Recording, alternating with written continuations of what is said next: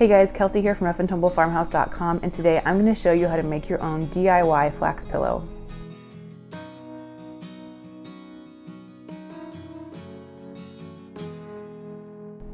So in this video, I'm going to cover why I chose flax for these, how you want to make them, what sort of fabric you want to use. It is a very simple DIY sewing project. I consider myself maybe an advanced beginning sewer, so if you're brand new to sewing, this is a great project for you to try.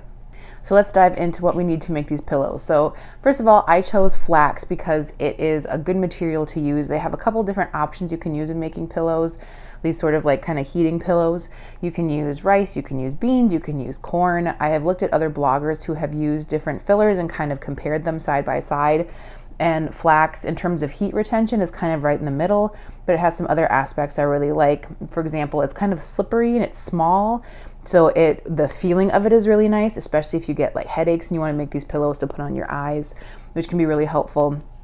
It also just kind of molds to your body nice. It feels good. It's hard to explain, but it feels nice and molds to your body well. Again, for heat retention, it's kind of right in the middle there. It isn't, when you heat it up, it's not really smelly or anything. It's great. One of the negatives about flax is it is a little bit more expensive than your other filler options, certainly more expensive than just like cheap rice from the bottom shelf at Walmart or whatever, which will also work fine if you're trying to make these heating pillows on the cheap.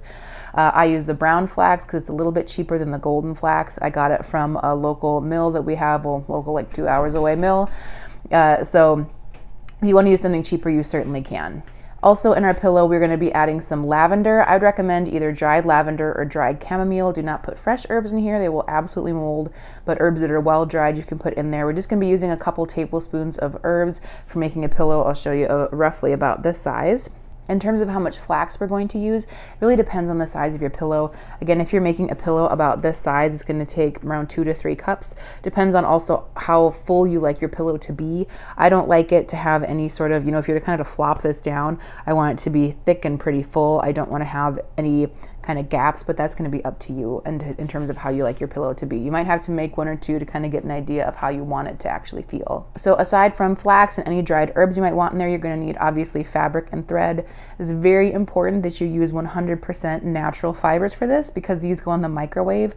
If you use anything synthetic, it's going to melt in the microwave and make a horrible mess and smell terrible, and all your hard work is going to be for nothing. So 100% cotton, 100% wool, 100% linen. Those are fabrics that'll work just fine.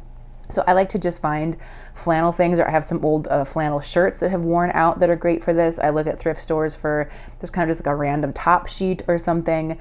Pillowcases, this actually came from a pillowcase I got at a thrift store. But again, please make sure it has a tag on it that can confirm that it is 100% cotton, so you're not getting yourself in trouble. So flannel is a material I really like for making these pillows. So aside from your basic sewing supplies, I recommend that you have a funnel because they are really helpful for getting the seeds inside, or whatever you're using, inside of your pillow. Now you can certainly sew this by hand if you want to.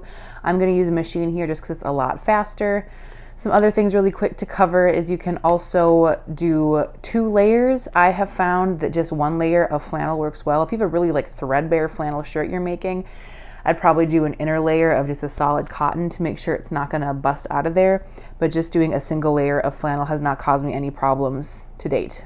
Another thing about your pillow is if you want to do a cover you can change, you can certainly sew a cover. I will link to some folks that do those really simple pillow covers where it's kind of like a fold. You kind of open it and then it's 1 layer and the other layer over top, if that makes sense. I know that sounds kind of weird, but you might know what I'm talking about. So if you have a pillow kind of like that, you can make different covers to change them out, because one thing about these flax pillows is you can't wash them. If they get wet, they're going to get weird. The flax very likely will either mold or it's going to sprout. Flax also, if you've ever done any sort of vegan cooking, if you mix flax with water, it becomes this like gelatinous thing. They use it as a replacement for eggs in vegan cooking. So if you're making a flax pillow, either make sure it's not going to be getting wet, or sew your pillow and then make some little flannel coverlets that can go over top of it if it's something that's going to be getting dirty a lot, you think. All right, so for sewing our pillow, we're not doing anything too fancy. I'm just using a straight stitch here. I'm keeping the stitches pretty darn close together, so it's taking a little bit longer to sew it, of course, because I really don't want any big gaps where my seeds are going to be getting stuck in them or they're going to be coming out. So we're sewing all the way around, and make sure if you have something with a pattern or something specific, that you are sewing this with the right sides facing together, because we are going to be flipping this inside out so that the kind of our seam here is on the inside. So make sure right now you should be looking at the ugly pieces of your fabric if your fabric has ugly pieces. With this material that I'm using, it looks the same either side, so it really doesn't matter. So you want to sew up all the sides of your pillow, but you want to leave a hole that's big enough for your funnel to get in. So I leave a hole that's about as wide as my finger. I just kind of stick my finger in there and gauge. So after you go and do that, we want to add another layer around the outside of stitches to make sure this stays really nicely. So if you have a serger, you're a much better sewer than I am, and I don't really know why you're watching this video, but if you have a serger, you can use that. Otherwise, I use a zigzag stitch. We're going to put that on the outside here to really seal it up well. So with a zigzag stitch, it's a way to keep your edges from fraying and your fabric from kind of evaporating away or disintegrating away on you. So when you run the zigzag stitch, you actually want your needle to fall slightly over the edge of your fabric as you go. And we're going to do the zigzag stitch all the way around again until we hit that point where we're just before the end here, leaving an opening. After you finish your zigzag stitch, of course, you want to make sure you are back stitching when you are starting and ending. So that means that you kind of go back over the area you just sewed when you start or end a seam or a sewing, a length of sewing, I guess. So after that, you want to take and switch back over to just your straight stitch, and we are going to run one straight stitch all the way along the edge of our zigzag on the inner edge here. So that's really going to lock it into place and keep it solid. Next thing we are going to do is we are going to flip this sucker inside out. So leaving a small hole does of course create the challenge of flipping it inside out.